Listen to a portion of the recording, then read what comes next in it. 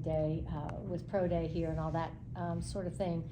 But I did want to just have a chance to talk with all of you about our basketball program on the men's side, and just share with you a little thoughts, and obviously answer questions from you about Coach Capel and the direction we're headed, and my belief and confidence in him and this program.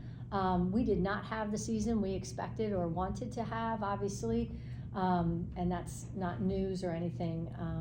So it's a chance right now for us to really refocus and reevaluate everything that we're doing from A to Z within this program. But I will assure you that I've spent some time with Coach, quite a bit already, but we'll obviously spend a lot more time together. But there's no question Jeff and Coach Capel and his staff want to be here in Pittsburgh. His dream as a kid was to coach at an ACC school, and so he's in a dream job for him, and he wants to build this program, and he knows it hasn't happened yet, and so we're working on it. He's working very hard to build it, and build a sense of pride back in Pittsburgh.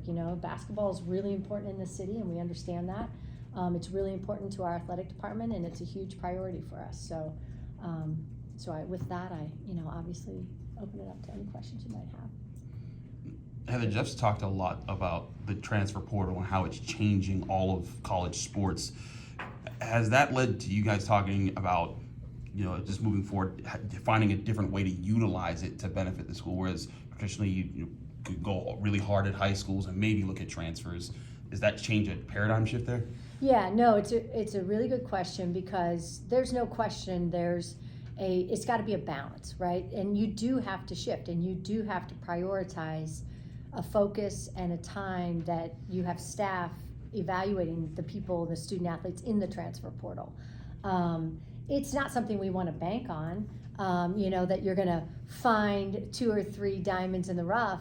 But the reality is there's a lot of talented student athletes that do go into the portal for a multitude of reasons. And so it is a very, even balance in recruiting traditionally out of AAU and high school basketball, along with student athletes in the portal. Heather, 4 years into his tenure here, how would you diagnose the problems that are sort of plaguing this program right now? I would say that this season, I think early on, we lost some games that we certainly should not have lost. I think we were trying to figure out who we were, and probably disappointed that we weren't as prepared as I thought. But there's a lot of games we lost by 3 games by 1 point, a game by 3, a game by 4. We won a game by 1. I think we were very much what I would call in the hunt for games early in this season. And then probably later in the season, there was just a lack of, I don't know if it was belief or confidence, but we ended up getting down by 20, and that's tough to always battle back against good ACC teams. There were sparks of certainly positivity. I was on the road with them at UNC, and we beat them, and they're sitting in the Sweet 16 right now. So there's some level of positivity and some bright spots. But I think overall we just did, ultimately this responsibility rests with Coach Capel for him to diagnose. We'll work through those things together. I have a lot of stats and things that I've shared with him on my thoughts about it, but it's a coach's job to really truly diagnose the problem. Or some of those things that you shared with him Well, again, I think that's between Jeff and I to really evaluate the details of the program. Ultimately, it's his. It falls on him. This isn't about one player, one recruiting group, one transfer, anything like that. This is really ultimately a full program analysis. Heather, patience with the program is not that successful. It's something you don't see a lot, whether it's pro sports or college sports. What triggered your patience with the Pitt basketball program? Yeah, I don't think 4 years is in everyone's day and age, we want to be Iowa State, right? We want to go from 2-22 to the Sweet 16 with 2 kids out of the transfer portal and make it happen. Obviously, great kudos to them, and we wish them all the success. But it does take time to build a program the right way with the right overall people. I'm not just talking about student athletes, overall, the whole entire staff. Everybody involved in the program, it takes time to do the right way. And so we all want immediate success, and I believe in a little bit, I think the value of continuity is important, and just changing for change's sake is not necessarily the right decision at this time. Heather, you mentioned Iowa State, Wake Forest went from 6 Yeah. to 23 wins. Does that give you more optimism than maybe in previous years you wouldn't have because of the portal? It does, and I think it speaks to the initial question about how much time are you spending evaluating the portal, and we have 2 staff members now really focused. If you talk to Coach Capel, certainly he'll tell you, I think he feels much more prepared now for the information that's in the portal. You can't just like open it up one day and think, okay, everything's going to pop out. You've got to be intentional about it and look and study and know who's in and who's not and where they're coming from. And then you've got to do all your homework on those people. So there's a we've prioritized that because of the opportunity, because there are good kids that just maybe maybe something didn't fit wherever they were. So there's very talented student athletes in the portal that, for whatever reason are in there. So I think full vetting of that is a priority for our coaching staff right now, because it can help and it can change your program quickly. How concerned are you about the fan base and fan support at this point?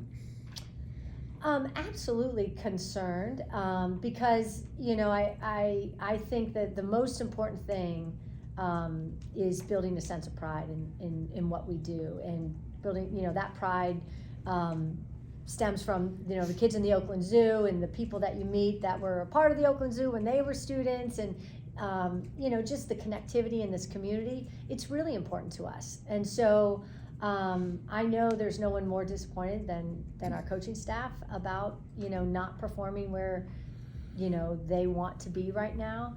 I'm hopeful that people still believe and do come back and do have a positive experience, but and I think when the games are close, it matters versus the further apart the end result is, then that's a tougher situation. I mean, you want to be you're not going to win every single game, but you want the game to be a good one and something you're proud of.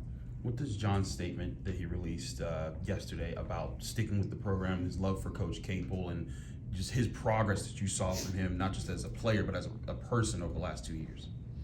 Yeah, John Hughley, well, he's an interesting story, I think, on an example, really, of the impact Coach Capel and our coaching staff have had. He had a situation, obviously had to leave Pitt, and our coaches were so focused on him staying in school and doing well academically. So if things got cleaned up, then he would be able to come back. And if so, he was going to have to work his way and earn it back. But they set up a plan and stayed in touch and stayed connected and built a relationship with him where I know that he feels that they really believe and cared deeply about him. And then, John obviously was a huge factor in this program, and a lot was put on his shoulders right away. And he's grown. And he's only going to continue to grow and get better. And I think it's a real testament to the genuine relationship that Coach Capel and his staff have with John, and caring about him, well beyond as a player. You're talking about the transfer portal, and obviously there's players in there for a lot of different reasons. There's been a lot of players leave Pitt that way, and fans can see those guys having success with their other teams. And I think in years past, that would have been an indictment on a coach. Have you changed as an administrator the way you look at those situations, or say, maybe before you said, oh, all these kids are transferring from this program, that's a big problem? Is it maybe now just something that you kind of have to accept as part of the deal? It's a really good question, because you don't want to just say it's okay to lose student athletes all the time. I think every time a student athlete leaves a program, it's really important opportunity for a coach to reflect on, why are you leaving? But more importantly, what could I have done differently as a head coach to make you feel that you wanted to stay? So I think it gives you that opportunity. The transfer portal is now a tool that, sometimes it's a positive thing, and then I'm not sure it always teaches the best thing. When things get tough, I jump into the portal. If I'm not playing every single minute, I jump into the portal. And that's not, again, I'm speaking in total generalities. I'm not speaking about any individual student athlete. But then, there are reasons why the student athletes go, and it does make sense. And it's always disappointing to lose a student athlete. But I think it does give you a chance to reflect on what could you do better as a department, as a program, as a head coach, and learn and grow. But how do you think as programs and college administrations combat that part of the transfer portal where, you see younger people make those decisions where it's like, this wasn't an impossible situation, this wasn't a coaching change where you never get a chance, this was just a situation you didn't want to fight this out. How do you combat that, I guess, culture of the transfer portal? Yeah, the only way I know to combat it, it's part of what's happening now, is the placing a high value on the relationship with your student athletes. I think if you study anything about organizational leadership and retention, brand loyalty is less valued today than ever. So it's not about playing for, X school. It's about the relationship between the people. And so I think that is, placing a stronger emphasis on that and evaluating that piece of it is probably the best way to combat the transfer portal. Heather, Jeff got into a 2-year contract extension. I think it was 14 games into his second season. It's his second year of a 7-year deal. What for you as an athletic director went into that decision? What was the thinking or reasoning behind it?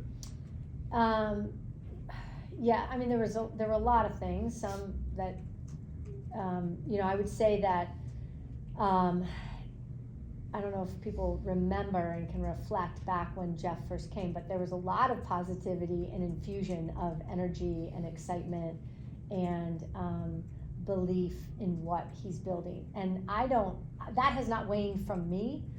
It may have waned publicly and with fan base, but it's not waned from internally. And so, when you see that sort of energy, positivity, work ethic, confidence in what he's doing, and you want to retain people and not, have Pitt be a place that is not a destination place. That's what we want. We want Pitt to be a destination place, and so we wanted to keep Coach Capel, and we still do. So that was really the thought process at that point in time.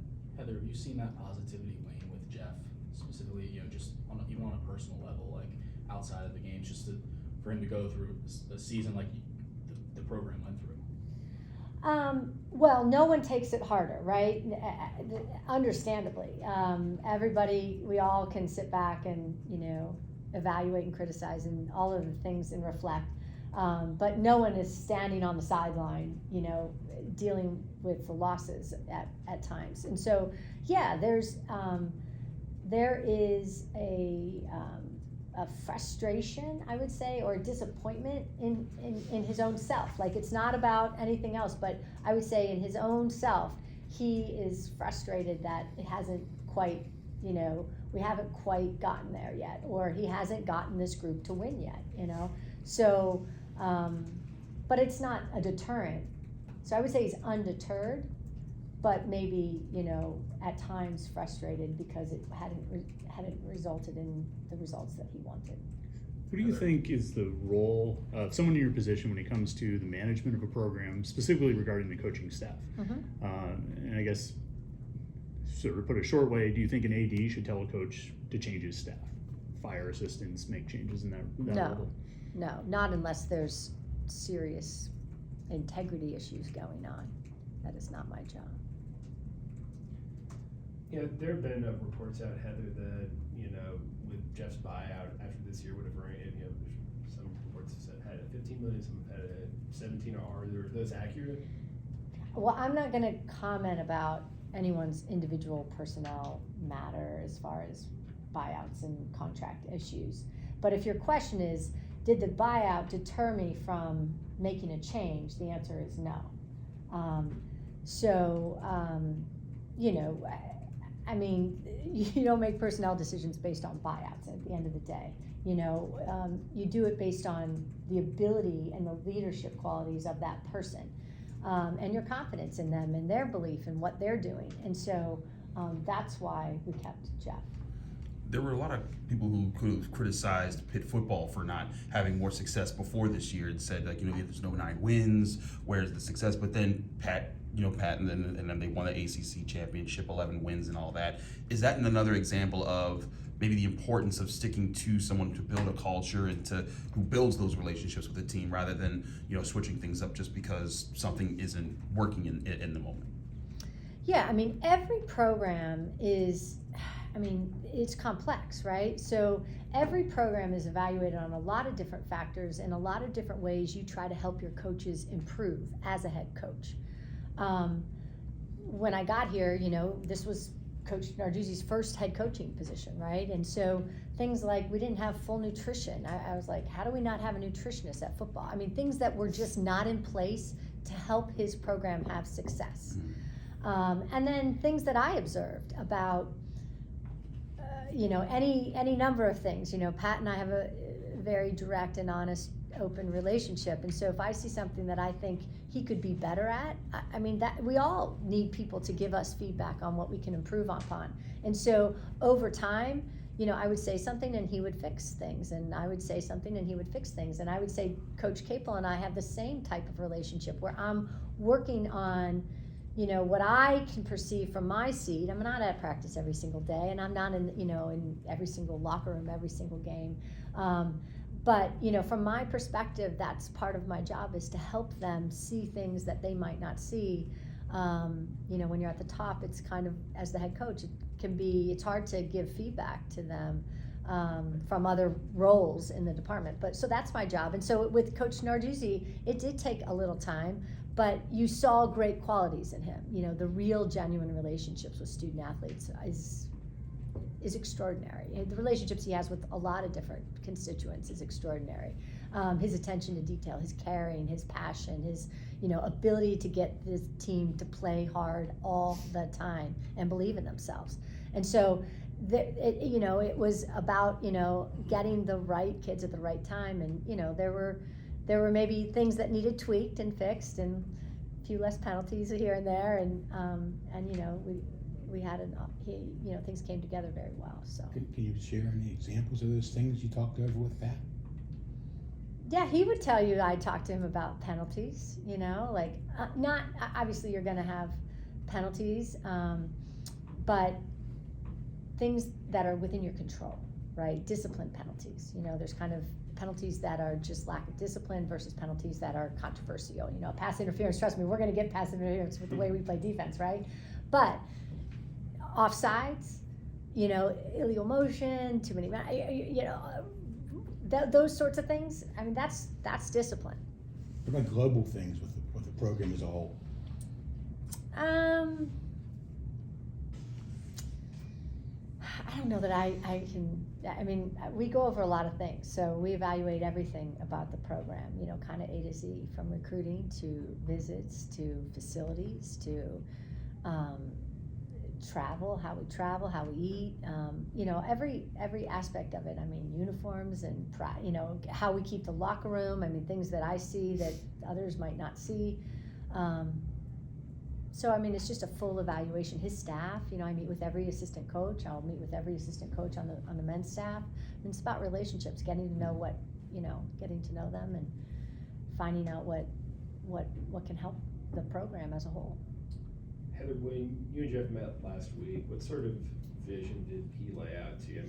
What, as you saw, was his solution to, I guess, escaping some of the program's current struggles?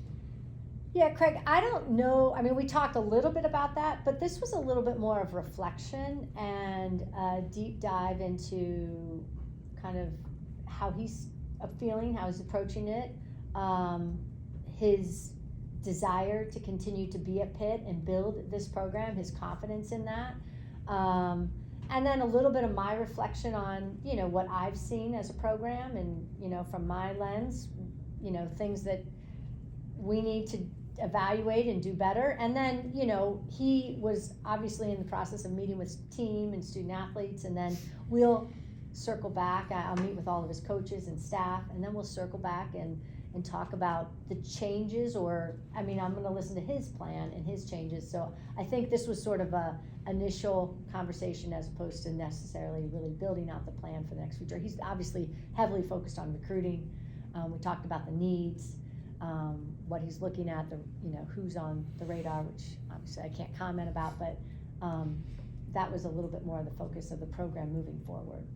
What for an AD go into those conversations with the assistant coaches? Like, what do you hope to get out of them? What things do you hope to learn?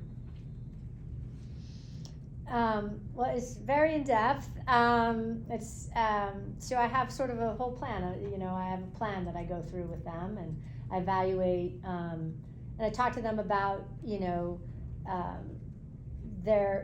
you know, what motivates them, like where they are, how they evaluate themselves. What are the 3 best things that they've done? What are the 3 best things that our team's done? What are the things that we need to improve upon most? How do they see things changing?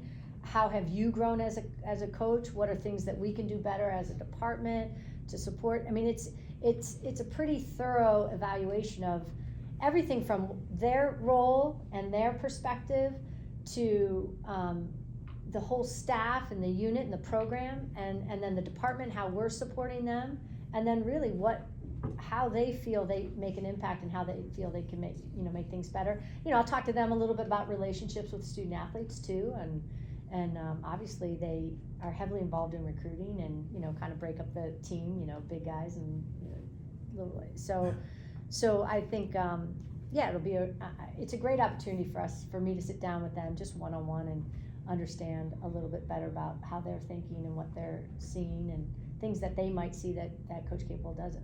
After your conversations with Jeff, do you anticipate the staff remaining intact? Well, that's for Jeff to make that decision. You know, I know that he's focused on the team right now and recruiting, and then he will talk with his staff. Heather, pardon me, before we get to the next one, and I know you want to see some practice, and we're about 20 minutes in. How about a couple more? Alan, I believe I interrupted you, and I apologize for that. that's fine. Heather, Sandy Barber just announced that she's going to be retiring at Penn State. That will leave, I believe, 4 female athletic directors among the Power 5 schools. It's been 50 years since we have had Title IX. What needs to change for there to be more opportunities for women in those positions? A huge congratulations to my dear friend Sandy. She, you know, has led the way at many institutions and done it for a very long time at a really high level and in a really first-class manner. So I think you need more Sandy Barbers out there who are the examples. So it really comes down to chancellors and presidents having a belief and confidence that, you know, they don't see me as a female, they just see me as a leader. They see other women as leaders, not necessarily gender-based. You know, I think that this is a role more about management and leadership than it is about gender. Heather, you talked about Pat earlier. I think it was been a month and a half or so since you said that his contract is close. I guess how close is it now? We're a month and a half removed from that. What is hanging up an announcement of that at this point?